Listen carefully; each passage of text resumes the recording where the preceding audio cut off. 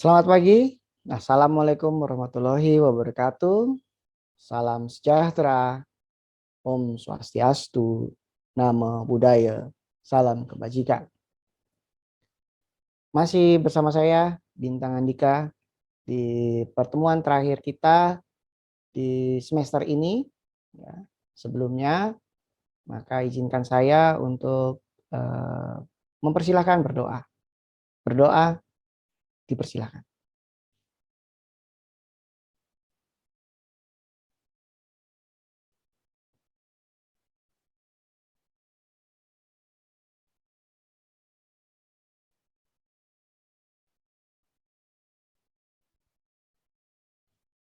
Baik, terima kasih. Uh, Mudah-mudahan uh, perkuliahan kali ini, perkuliahan akhir kita ini bisa lancar dan uh, menyenangkan untuk kita semua, gitu ya, dalam menjalankan atau menempuh mata kuliah pendidikan Pancasila. Kali ini di pertemuan terakhir kita akan menentukan atau membuat suatu proyek yang dari awal sudah kita bicarakan di dalam kelas, proyek tentang Pancasila dalam relasi pengembangan ilmu. Ya, sedikit paparan dan sedikit juga nanti saya mengingatkan beberapa hal dan ada juga video untuk kita bahas sebagai bahan atau materi untuk proyek yang akan kita lakukan, ya, proyek akhir kita. Baik, di pertemuan kali ini ya kita akan membahas tentang problema etika dan moral. Ya, kemudian kita juga membahas tentang visi Indonesia mengenai keilmuan. Ya, nanti juga kita membahas juga tentang Pancasila sebagai dasar nilai dalam strategi pengembangan ilmu dan teknologi, serta kita akan memaparkan sikap ilmuwan itu seperti apa. Nah, kita mahasiswa, ya, sebagai akademisi, kita merupakan ilmuwan. Nah, seorang ilmuwan ini harus memiliki sikap yang seperti apa. Nah, nanti saya akan paparkan sedikit. Ya. Baik, ini beberapa hal yang akan kita bahas atau saya akan mengingatkan sedikit tentang beberapa materi. Nah, kalau boleh saya memberikan persepsi saya bahwa visi ilmu di Indonesia ini berisi tentang wawasan ke depan yang ingin dicapai dalam kurun waktu tertentu. Ya, namanya visi ya. Jadi kita jauh melihat ke depan. Nah, kemudian visinya juga merupakan sumber inspirasi, kemudian motivasi dan kreativitas yang mengarah kepada proses penyelenggaraan kehidupan berbangsa dan bernegara. Ya, jadi ilmu merupakan sumber dari penyelenggaraan kehidupan berbangsa dan menyelenggara. Ya, ilmu juga bisa memotivasi dan melahirkan kreativitas yang nantinya akan dibawa oleh para penerus bangsa atau kalian ini, ya, nantinya yang mengarahkan ke proses penyelenggaraan dalam kehidupan sehari-hari, penyelenggaraan kehidupan berbangsa dan negara di masyarakat, baik masyarakat dalam arti skup kecil maupun masyarakat dunia. Nah, kita masuk ke dalam Pancasila sebagai dasar nilai dalam strategi pengembangan ilmu dan teknologi. Dalam pertimbangannya, sebuah strategi secara imperatif bahwa kita, bangsa Indonesia, ini meletakkan Pancasila sebagai dasar nilai pengembangan ilmu pengetahuan dan teknologi. Ini digambarkan bahwa Pancasila ini suatu sumber orientasi dan arah pengembangan ilmu. Jadi setiap ilmu yang dikembangkan di Indonesia ini harus mengacu kepada nilai-nilai Pancasila. Ya, baik itu konteksnya sebagai dasar nilai, dilihat dari ontologis, epistemologis, dan aksiologisnya. Nah, dimensi ontologis ini memiliki arti bahwa upaya manusia ini untuk mencari kebenaran yang tidak mengenal titik henti atau an unfinished journey, ya, untuk selalu belajar, selalu menuntut ilmu dan tiada henti untuk belajar, belajar, dan belajar. Nah, di dalam pengembangan ilmu dan teknologi yang ada di Indonesia, ini harus mengedepankan nilai-nilai Pancasila. Ya, apapun bentuknya, apapun ilmunya, dan apapun yang diimplementasikan. Nah, adapun beberapa problema yang kita hadapi di dalam keseharian kita bila menyangkut tentang etika dan moral, ini kita sering dihadapkan oleh nilai-nilai kebenaran, ya, atau berkata jujur, atau juga terapi ilmiah. Nah, juga problemanya adalah kita harus sering-sering melakukan penanganan atau pencegahan. Ya, kita harus memitigasi penyelewengan atau ketidaksesuaian etika atau moral yang terjadi di setiap hari dalam kehidupan kita. Berbohong itu juga salah satu problema etika dan moral. Ya, sering sekali kita temui di segala aspek, ya, baik itu aspek kehidupan sehari-hari di masyarakat sampai ke penyelenggaraan negara. Nah, biasanya juga kita sering dihadapkan oleh orang-orang yang sering bicara tanpa adanya data. Hal ini sering dikatakan adalah tidak ilmiah, ya, atau bicaranya tidak ilmiah. Jadi bicara tidak berdasarkan data. Nah, caranya adalah kita harus sering-sering terapi ilmiah. Ya.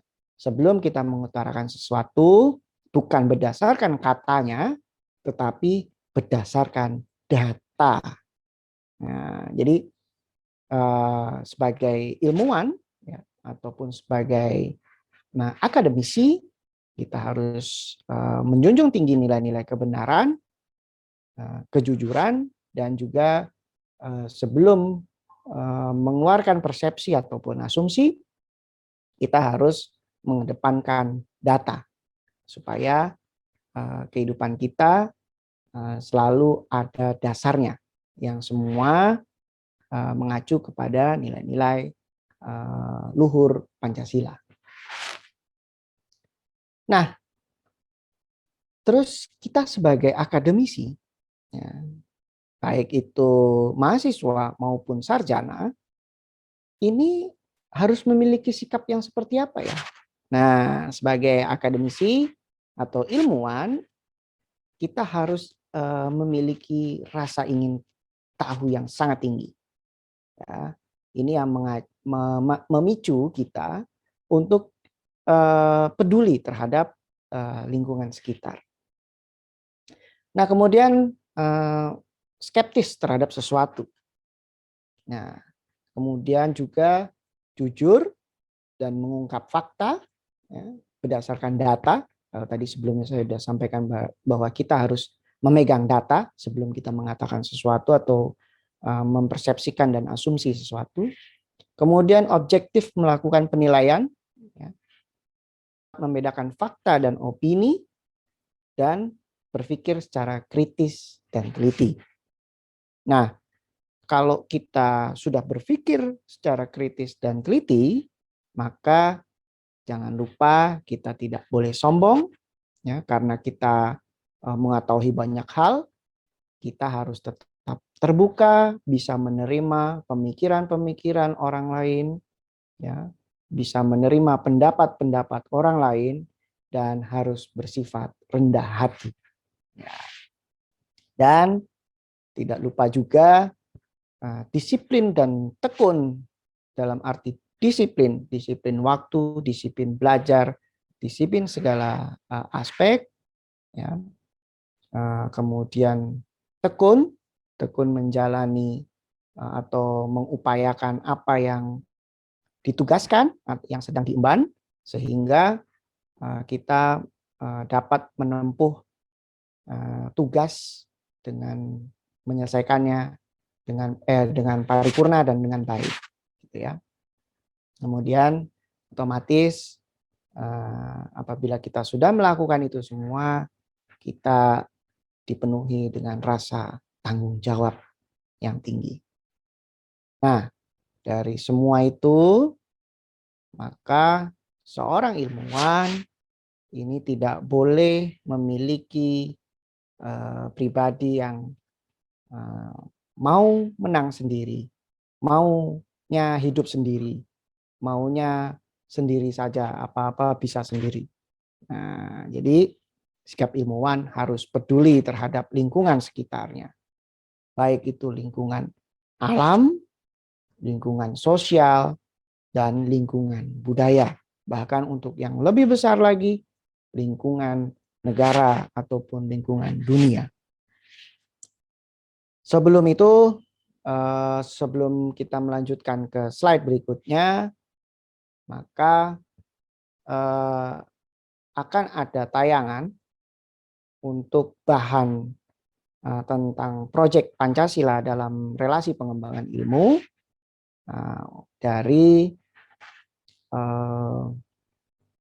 courtesy Komisi Pemberantasan Korupsi Republik Indonesia. Untuk itu, mari kita lihat bersama.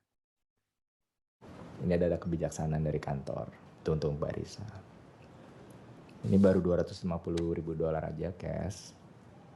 Nanti masih ada lagi setelah bulan ke depan kalau proyek udah mulai. Masih 1 tahun ke depan itu masih ada 12 cicilan, terserah mau dipecah berapa, itu udah pendapatan ekstra lagi.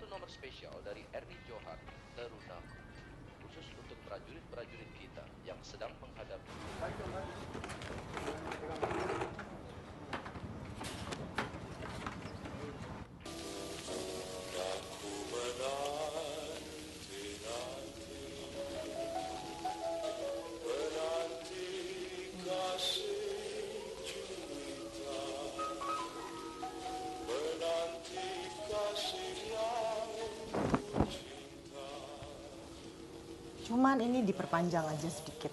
Ya. iya. Heeh. Oke, terima kasih ya. Ini. Iya, makasih ya Bu. Yuk, mari permisi. Iya, salam sama Mama. Iya.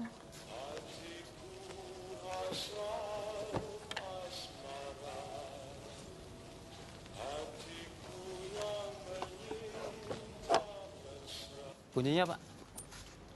Terima kasih, Pak.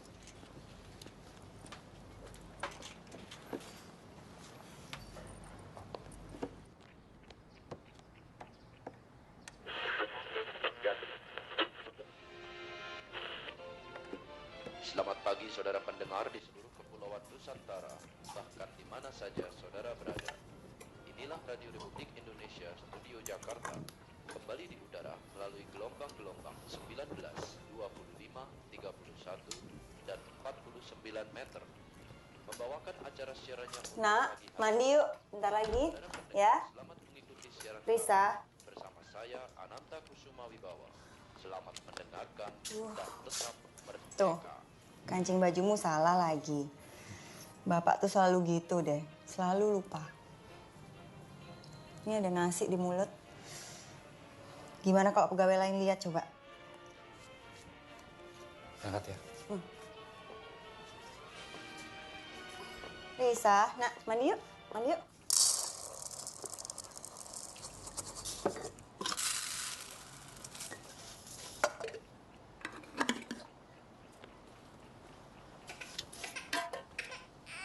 Iya, nak.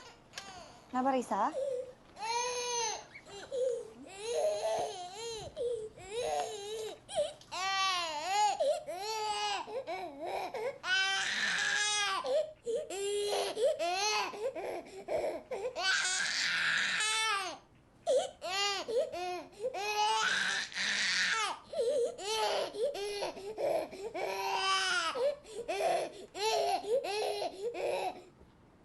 Pakai sepatu yuk.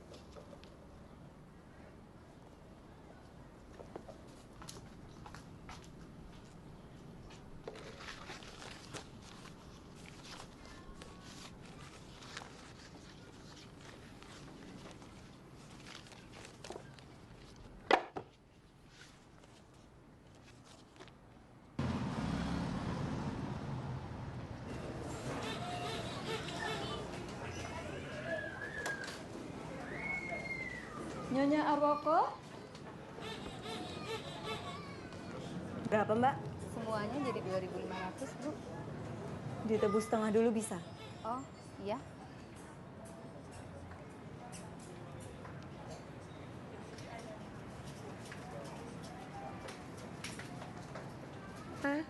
Mau balon. Kenapa, nak? Duh, jangan sekarang ya. Ibu lagi nggak punya uang. Besok aja ya, nak ya. Ini obatnya, Bu. Makasih, Mbak. Iya. Buka sepatunya sama jaketnya ya, nak.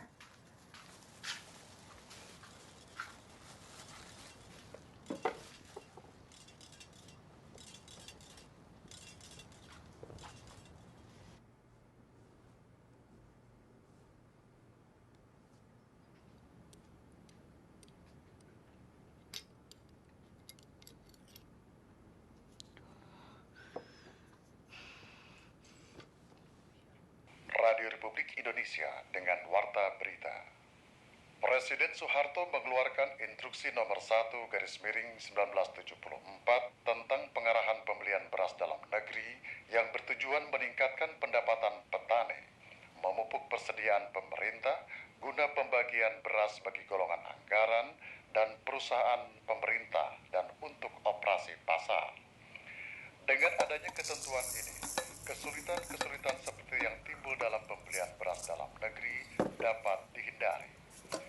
Dalam instruksi ini, kesempatan masih diberikan kepada perusahaan penggilingan non-BUUD KUD untuk melaksanakan Boleh. Tuh, Ibu ambilin nasi. jumlah BUUD KUD dan aparat pembiayaan pembelian beras dalam negeri dilaksanakan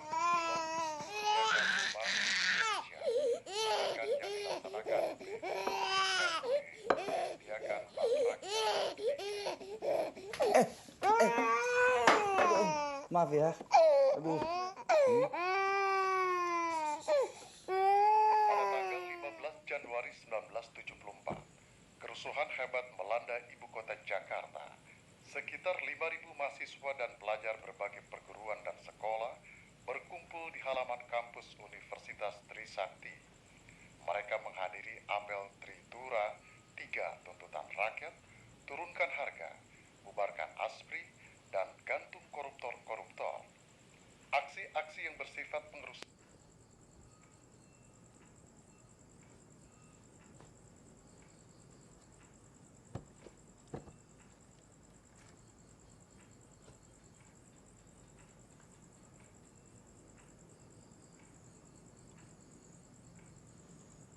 Coba kamu ke Butoyo.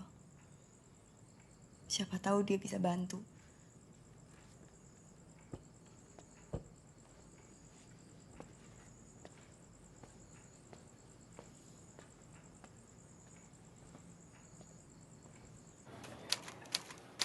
Kris, gimana soal gudang yang mau saya sewa kemarin? Saya bisa atur, Pak. Yang penting tidak makan tempat terlalu banyak. Bagus. Sebenarnya banyak, Pak, yang perlu gudang itu. Tapi karena Bapak yang datang duluan, ya Bapak yang saya prioritaskan. Jadi saya nggak perlu bawa orang untuk bongkar gudang? Nggak perlu, Pak. Nanti malah mencuri perhatian banyak orang. Kalau gitu, kelar dong urusan kita ya. Baik, terima kasih Pak Kris.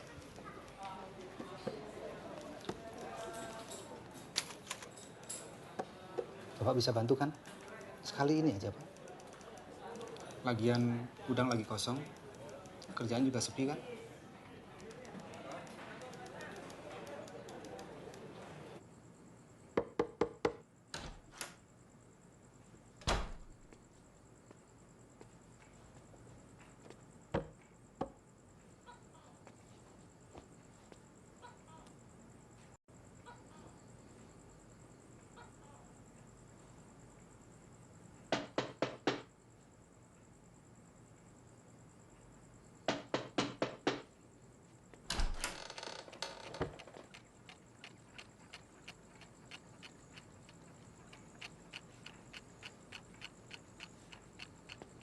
Tadi pagi saya sudah lihat gudangnya Pak Woko. Nah, saya minta tolong mau pinjam barang 2 hari aja lah. Soalnya kan lusa harga beras naik. Nah, nanti malam ini dari Cianjur akan datang tontonan beras nih. Nah, saya udah tidak ada tempat, jadi harapan saya cuma ke Pak Woko aja nih. Tadi saya juga udah ketemu sama Pak Kris, kepala gudang. Dan Pak Kris tadi bilang blok yang saya mau sewa ini di bawah wewenang Pak Woko.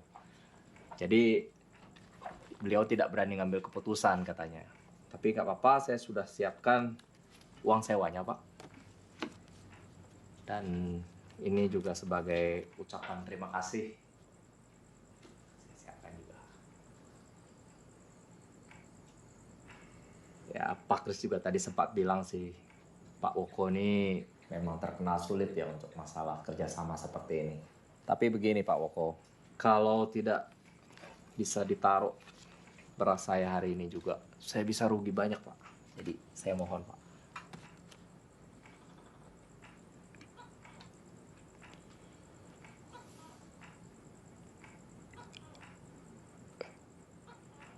Saya rasa kau Abeng harus mencari gudang yang lain. Ini di luar tanggung jawab saya kok. Saya belum pernah ditaruh dalam situasi seperti ini. Tadi saya sempat ketemu konsultasi dengan Pak Marsono, atasan Bapak. Beliau bilang titip saja ke Pak Woko katanya. Dan saya juga sudah titip sesuatu juga ke Pak Marsono. Bapak ngerti maksud saya kan? Jadi maksud saya gini Pak, semua gudang sudah saya sewa kecuali yang di bawah wewenang Pak Woko. Pak Marsono sudah setuju, Pak Kris juga kepala gudang sudah setuju. Jadi semua tinggal Pak Woko aja yang belum. Iya tapi... Pak Woko. Saya tahu kok Pak Woko ini lagi butuh uang. Saya juga kalau ada di tempat lain nggak mungkin saya kesini Pak. Tapi kalau beras saya tidak bisa ditaruh malam ini, saya rugi banyak Pak. Gudang tempat saya bekerja itu kosong Pak. Tapi gudang itu tanggung jawab saya. Saya bertanggung jawab agar agar gudang itu hanya digunakan untuk keperluan perusahaan saja, Pak. Bukan untuk menimbun beras.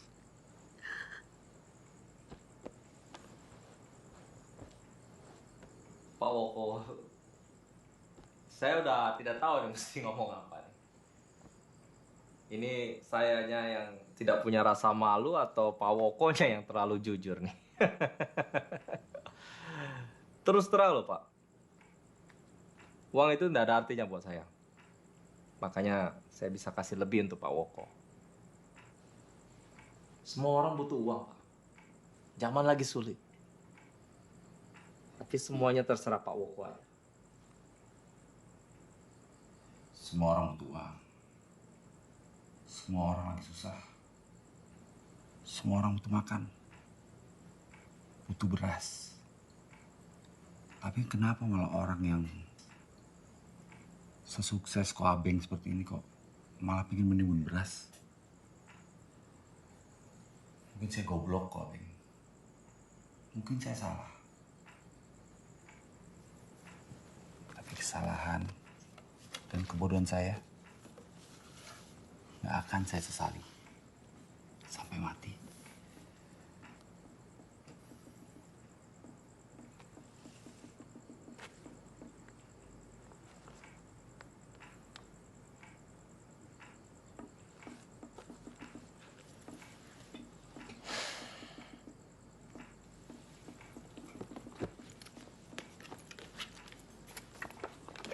Maaf saya mengganggu. Terima kasih Pak.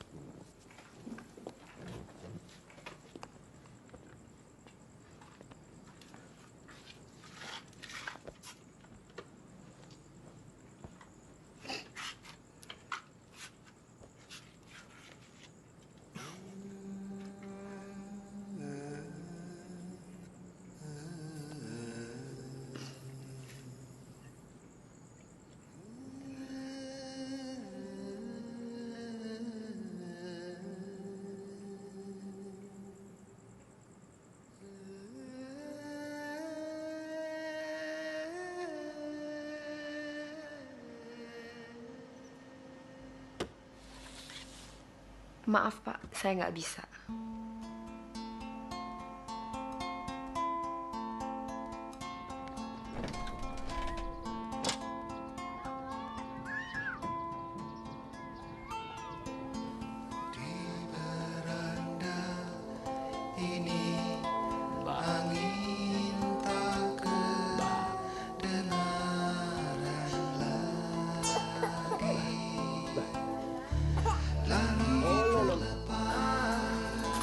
Risa, bonekanya Risa.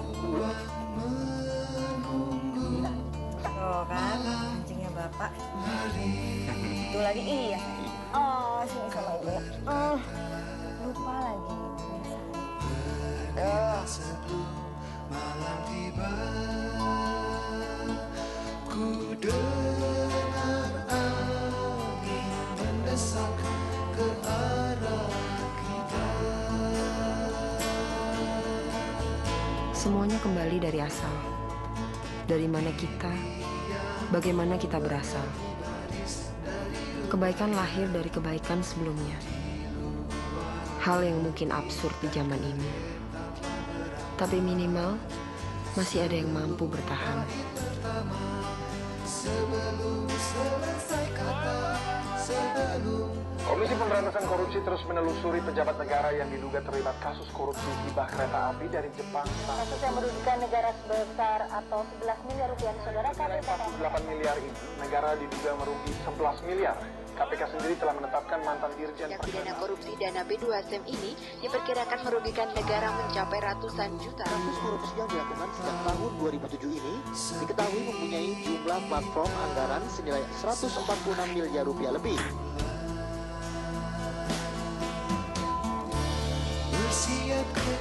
Pak, berhenti di sini aja, saya mau jalan. Nanti Bapak langsung pulang aja.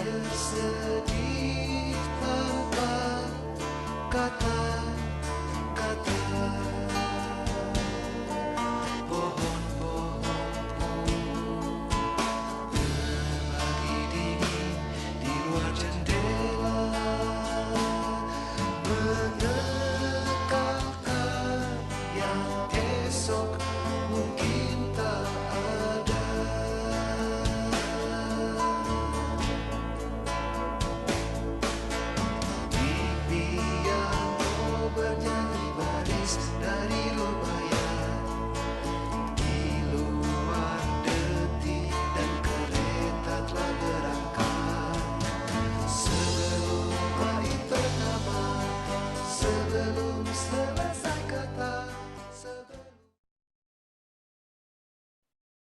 Baik, itu tadi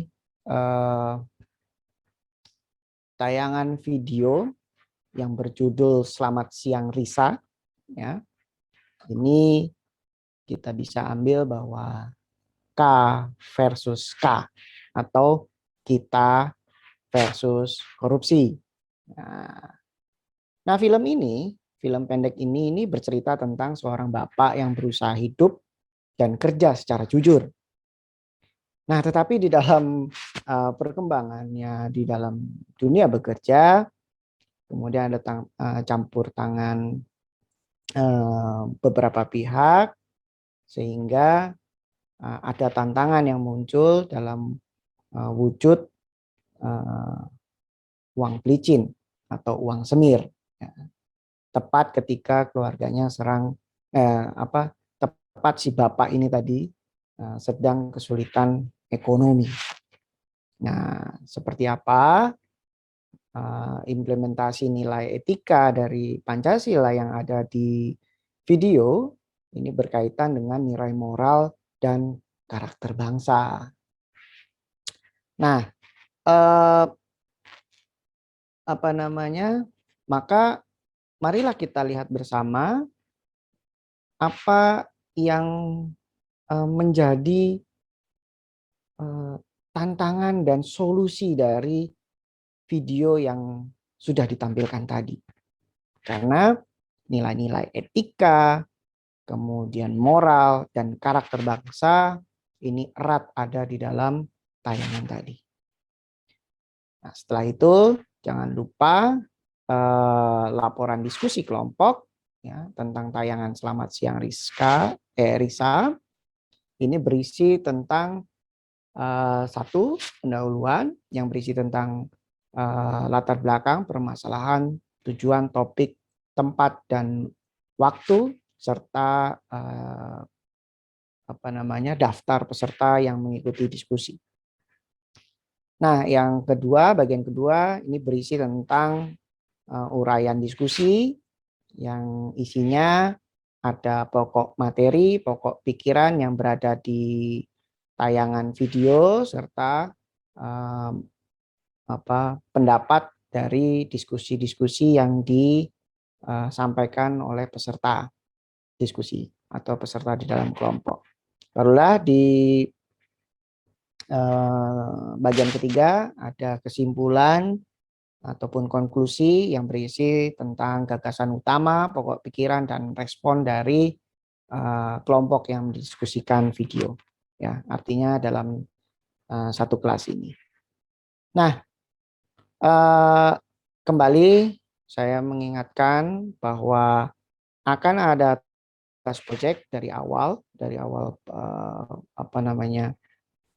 perkuliahan kita. Ini apa yang telah Anda siapkan dalam membuat sebuah project yang berkaitan dengan materi yang sudah disampaikan dalam mata kuliah Pendidikan Pancasila. Ya, ini nanti bentuknya bisa video, bisa juga posting poster, ya, bisa melalui Instagram, bisa melalui WA Story, SG, dan segala macam, atau Instagram Reels, atau juga bisa bentuknya karya tulis atau buku, gitu ya. Nah, nanti kita sesuaikan. Maka selesailah sudah pertemuan kita kali ini di dalam mata kuliah Pendidikan Pancasila. Sebelum itu, saya akan memberikan sedikit ilmu yang pernah ditulis oleh pendiri bangsa. Saya akan membacakan sedikit saja untuk oleh-oleh atau untuk bisa dikenang oleh mahasiswa yang ada di dalam kelas saya. Ya. Saya akan bacakan sedikit tentang buku yang ditulis oleh pendiri bangsa kita.